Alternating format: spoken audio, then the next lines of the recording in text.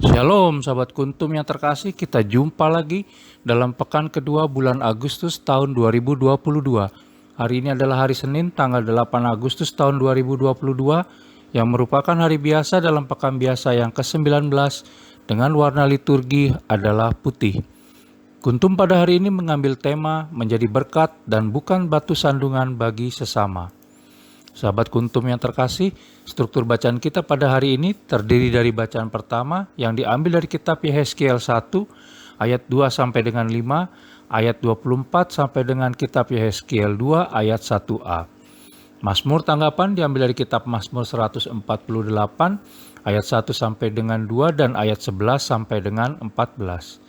Bait pengantar Injil diambil dari kitab 2 Tesalonika 2 ayat 14 dan Injil sendiri diambil dari Injil Matius 17 ayat 22 sampai dengan 27.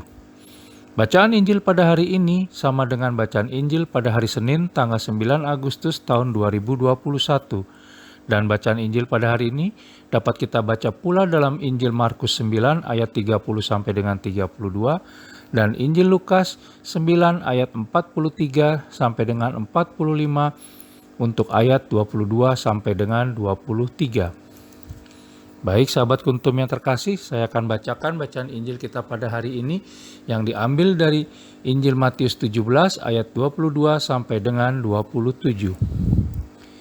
Pemberitahuan kedua tentang penderitaan Yesus.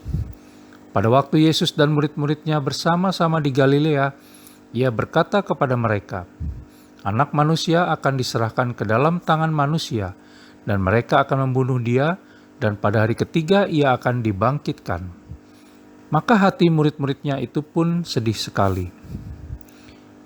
Yesus membayar bea untuk bait Allah.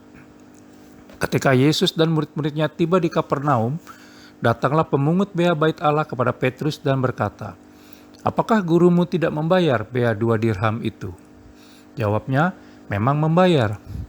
Dan ketika Petrus masuk rumah, Yesus mendahulunya dengan pertanyaan, "Apakah pendapatmu, Simon? Dari siapakah raja-raja dunia ini memungut bea dan pajak? Dari rakyatnya atau dari orang asing?" Jawab Petrus, "Dari orang asing." Maka kata Yesus kepadanya, "Jadi bebaslah rakyatnya. Tetapi supaya jangan kita menjadi batu sandungan bagi mereka, pergilah memancing ke danau. Dan ikan pertama yang kau pancing, tangkaplah dan bukalah mulutnya. Maka engkau akan menemukan mata uang 4 dirham di dalamnya.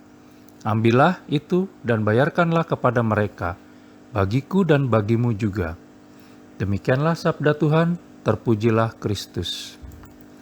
Baik sahabat kuntum yang terkasih, jangan lupa untuk mengklik tombol like dan subscribe sebelum kita lanjutkan renungan pada pagi hari ini, agar kuntum dapat terus berkembang semakin lebih baik di masa yang akan datang.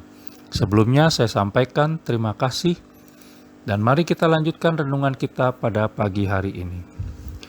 Dalam bacaan Injil pada pagi hari ini, yang diambil dari Injil Matius 17 ayat 22 sampai dengan 27, pada ayat 22 sampai dengan 23 dikisahkan betapa Yesus Kristus menunjukkan sikapnya yang menaati kehendak Allah Bapa saat bersama para muridnya di Galilea, di mana ia kelak mengalami kematian oleh tangan manusia demi melakukan kehendak Allah Bapa sendiri. Para murid Yesus Kristus sangat sedih ketika ia memberitahukan untuk kedua kalinya akan penderitaan, kematian, dan juga kebangkitannya kelak. Sementara dalam ayat 24 sampai dengan 27 disampaikan oleh Yesus Kristus 3 buah pesan saat ia bersama para muridnya tiba di Kapernaum. Yang pertama adalah Yesus Kristus memberikan keteladanan bagi kita tentang bagaimana menaati peraturan yang ada, sekalipun ia sendiri jauh lebih tinggi dari semua hukum agama dan peraturan manusia, sebab dia adalah Allah. Di satu sisi, Yesus Kristus taat kepada otoritas Allah Bapa dengan menyerahkan dirinya dan mati di tangan orang berdosa. Di sisi lain, Yesus Kristus juga taat kepada otoritas dunia dengan membayar bea yang seharusnya dibayarkan setiap tahun oleh orang-orang Yahudi. Kita bisa melihat ke dalam kitab Keluaran 30 ayat 11 sampai dengan 16 yang berdasarkan kitab Nehemia 10 ayat 32, di mana dibayarkan setiap tahun oleh orang-orang Yahudi bea kepada pemungut bea bait Allah. Peraturan seperti itu diteruskan oleh umat Yahudi hingga pada zaman Yesus Kristus. Yesus Kristus sendiri adalah pemilik bait Allah, dan seharusnya ia tidak perlu membayar pajak. Tetapi ketika ia hadir ke dalam dunia, maka ia juga berada di bawah hukum yang ada di dalam dunia. Dalam hal ini peraturan agama Yahudi. Namun agar tidak menjadi batu sandungan, maka Yesus Kristus pun membayar pajak itu dengan cara yang sangat ajaib. Kita bisa lihat dalam Injil Matius 17 ayat 27. Yang kedua yang bisa kita pelajari dalam bacaan Injil pada hari ini adalah hendaknya seseorang berlaku bijak dalam menentukan pilihan dan memberikan apa yang menjadi hak orang lain. Dan pesan yang ketiga yang bisa kita dapatkan adalah kita juga diminta agar jangan menjadi batu sandungan bagi orang lain. Kita bisa lihat dalam Injil Matius 17 ayat 27a. Tetapi di sisi lain kita juga perlu mengingat bahwa pada situasi dan kondisi tertentu kita justru harus berani menjadi batu sandungan dalam hal perbuatan dosa atau pelanggaran terhadap peraturan dan ketentuan yang ada dan berlaku. Kita diminta untuk tidak berkompromi dengan kesalahan, pelanggaran, dan atau terutama dosa. Tidak peduli tindakan kita itu akan menyandungi orang lain. Sementara dari Petrus, kita juga bisa belajar tentang dua hal.